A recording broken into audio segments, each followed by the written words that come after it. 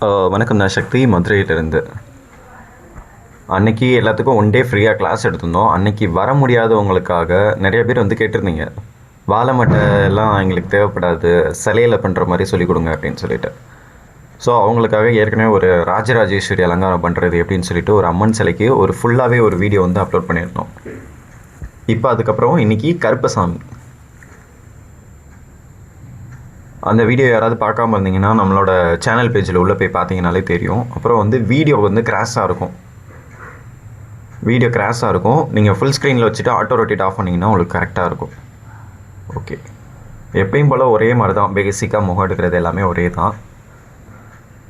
First நெத்தி, அடுத்து கன்னம், அடுத்து மூக்கு, அப்புறம் மேல் உதடு, கீழ் உதடு, நாடி.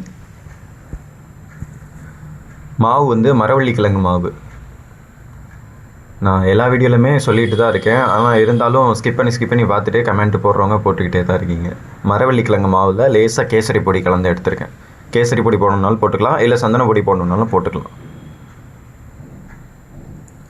கருப்பசாமி இந்த மாதிரி சாமிகளுக்கு வந்து ரெட்டை நாடி, அந்த சரத்குமார் நாடி இருக்கும்ல நடுவில் குழி விழுந்து, அந்த மாதிரி ரெட்டை நாடி.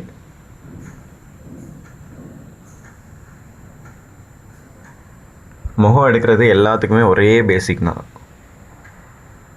அந்த மூக்கு மட்டும் கொஞ்சம் இந்த ஆண் தெய்வங்களுக்கெலாம் கொஞ்சம் கனமாக உருட்டையாக வச்சிங்கன்னா நல்லாயிருக்கும். நல்ல கனமான மூக்காக வைக்கணும். அம்பாளுக்கு மாதிரி ரொம்ப சாஃப்டாக ஒல்லியாக வைக்கக்கூடாது. அப்புறம் வச்சுட்டு ரொம்ப தேய்ச்சி விட்டுக்கிட்டே இருந்தீங்கன்னா அது இருக்க இதாக தான் இருக்கும். ஃபஸ்ட்டு நல்லா ப்ரெஸ் பண்ணி விட்டுக்கோங்க, அதுக்கப்புறம் அது பண்ணுங்கள். பட்டை வெட்டுறது ஸ்டார்டிங் வைக்கும் போதே சென்டராக இருக்கான்னு பார்த்துக்கோங்க. எல்லாமே சென்டராக இருக்கான்னு மட்டும் பார்த்துக்கோங்க. ஐப்ரோ வைக்கிறது அதே மாதிரி தான். ஒன்ஸ் வைக்கும் போதே நேராக வச்சுருங்க.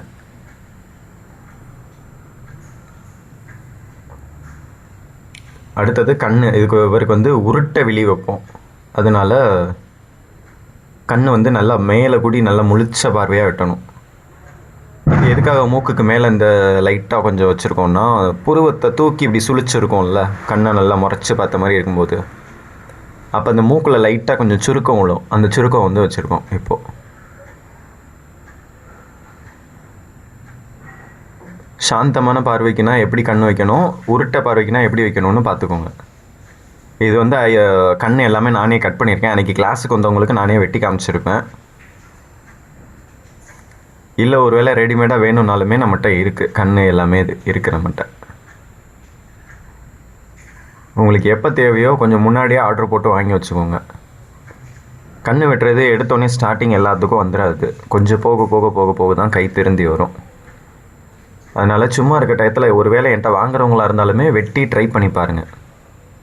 கண் வெட்டியிருக்கிறது வந்து பிளாக் ஃப்ளோரோசன்ட் பேப்பர், அதில் போடலாம். இல்லை பிளாக் வார்னிஷ் பேப்பர்லேயும் போடலாம். அப்புறம் பட்டை வெட்டியிருக்கிறது வந்து கோல்ட் டெம்போஸில் சில்வர் கலர்.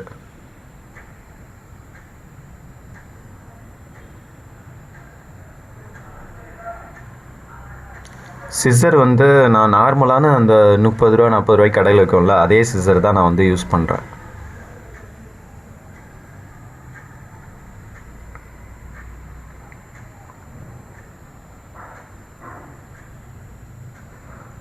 மீசை வந்து கொஞ்சம் லேசாக அந்த எட்ஜு வந்து லேசாக கொஞ்சம் தூக்கி இருக்க மாதிரி பார்த்துக்கோங்க. அந்த இடம் கொஞ்சம் சப்பி அமுங்குனாலுமே லேசாக கொஞ்சம் பின்னாடி மாவு வச்சு ஏற்றி விட்டுக்கோங்க. அப்புறம் மூக்கில் நாசி வைக்கிறது, காது வைக்கிறது, தலைமுடி வைக்கிறது,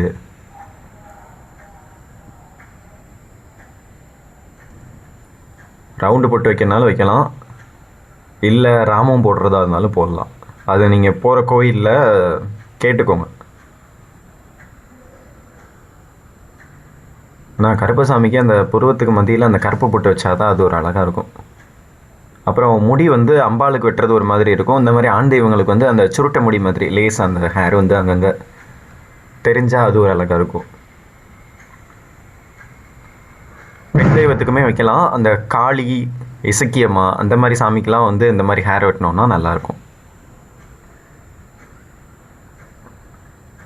அப்புறம் இப்போ கழுத்துக்கு போடுற பேப்பர் வந்து ஃப்ளோரசன்ட் பேப்பருக்கு நடுவில் கோல்ட் டெம்போஸ் பேப்பர் வந்து கட் பண்ணி ஒட்டியிருக்கேன். அதை வந்து குட்டி குட்டியாக ப்ளீட் வச்சாதான் வந்து இப்படி ரவுண்டாக மடங்கும், இல்லைன்னா மடங்காது.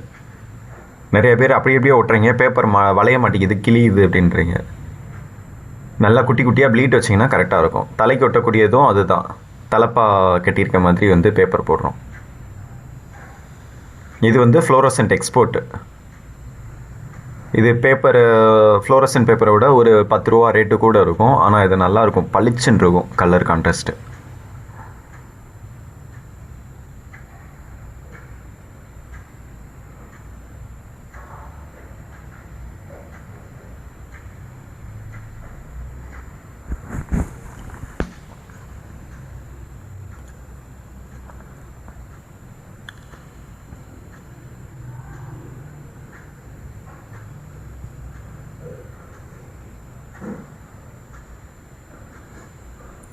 அந்த தலைப்பாலையில் சைடில் ஏதாவது பேப்பர் நீட்டிகிட்டு இருக்க மாதிரி இருந்துச்சுன்னா பின்னாடி ஏதாவது மாவு இந்த மாதிரி வச்சு அமுக்கி விட்ருங்க.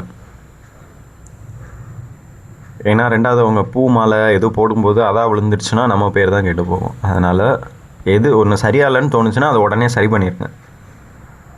அது கண்ணு கொஞ்சம் கிராஸாக இருக்கிற மாதிரி தோணுச்சுன்னா பரவாயில்ல, எடுத்துகிட்டு கூட வச்சுருங்க.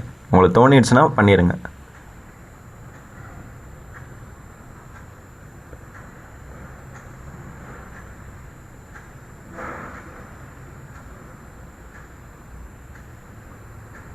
அதே மாதிரி அலங்காரம் நீங்கள் யாராவது பண்ணுறீங்கன்னா பக்கத்தில் யாராவது நின்று பார்த்தாங்கன்னா விட்டுருங்க.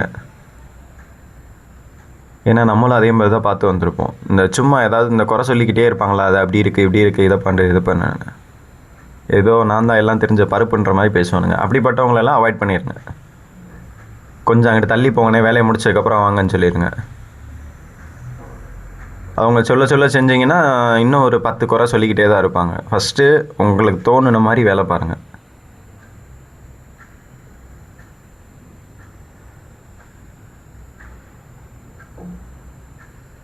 அப்புறம் அருவாள் வந்து ரொம்ப தலையை ஒட்டி சாய்ச்ச மாதிரி இருக்குது. அதனால் நான் 1 கிலோ ஃபாயில் வச்சு எடுத்திருக்கேன். 1 கிலோ ஃபாயிலில் கொஞ்சம் அருவாள் வந்து தனியாக மடக்கிட்டேன் பேப்பர். இது வந்து ஆயுதம் இதெல்லாம் வைக்கிறது வந்து 1 கிலோ ஃபாயிலில் வச்சுருங்க. எம்ஆர்பி வந்து 900 ரூபா 1000 ரூபா இருக்கும். இங்கே நம்மளோட ரேட்டு வந்து 550 ரூபா ரேட்டு, நம்மளோட ரேட்டு.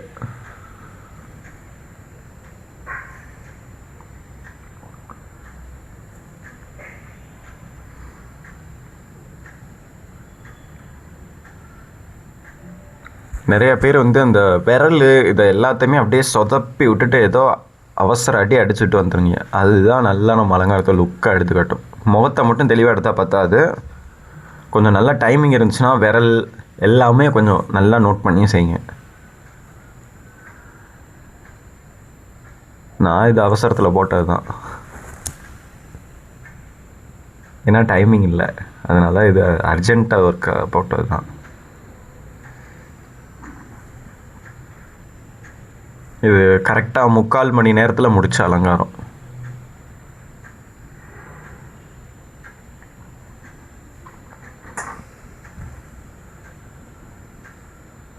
அதுக்கப்புறம் இந்த பெயிண்டிங் ஒர்க்கு கொடுக்குறது எல்லாமே வந்து கொஞ்சம் பொறுமையாக பாருங்கள். அணில் முடி ப்ரெஷ்ஷு வந்து யூஸ் பண்ணுங்கள்.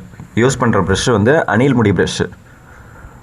இந்த பெரிய பெரிய பெயிண்ட்டு கடை இந்த மாதிரிலாம் இருக்குல்ல, நிப்பான் அந்த மாதிரி ஏஷியன் பெயிண்ட்டு அந்த மாதிரி கடைகளில் போய் அணில் முடி ப்ரெஷ்ஷை ஆர்டிஸ்ட் யூஸ் பண்ணுற ப்ரெஷ்ஷுன்னு கேளுங்க. ரெட் கலரில் அந்த ஸ்டிக்கு கலர் வந்து ரெட் கலரில் பெயிண்டிங் பண்ணி நல்ல நீளமாக இருக்கும். அதில் வாங்கிக்கோங்க வேணுன்ற சைஸு. அதில் போட்டிங்கன்னா மட்டும்தான் அந்த சொர சொரன்னு விழாது.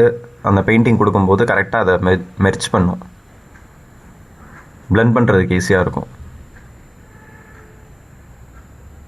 இந்த ஷேடோ கலர் கொடுக்குறது பூராமே வந்து இந்த 10 ரூபா ரங்கீலா பெயிண்ட் இருக்குல்ல, அந்த இது தான் வந்து நான் யூஸ் பண்ணியிருக்கேன்.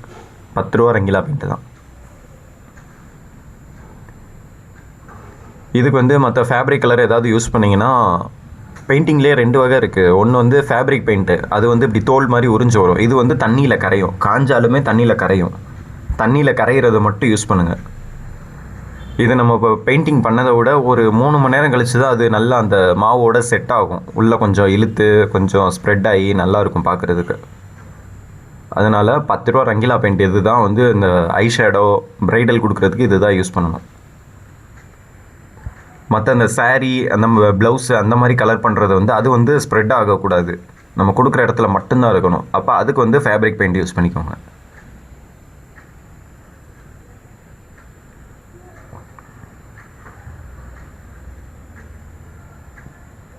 இந்த மாதிரி பெயிண்டிங் பண்ணுறது ஃபுல்லாமே இந்த கோவில் கோபுரத்தில் சுதை ஒர்க்கில் மட்டும்தான் பார்க்க முடியும்.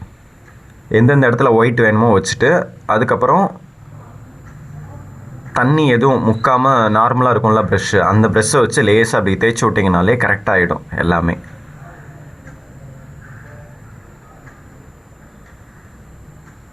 காஞ்ச ப்ரெஷ்ஷை வந்து யூஸ் பண்ணுங்கள். ஃபைனலாக இப்போ நம்ம பண்ணின அலங்காரம் வந்து முடிஞ்சு. அப்புறம் அந்த ரெட்டை நாடிக்கு மட்டும் லேசாக அந்த இடத்துல ஒரு வி ஷேப்பில் வந்து ஒரு பேப்பர் கட் பண்ணி ஒட்டிக்கிறேன். அவ்வளோதான், முடிஞ்சு.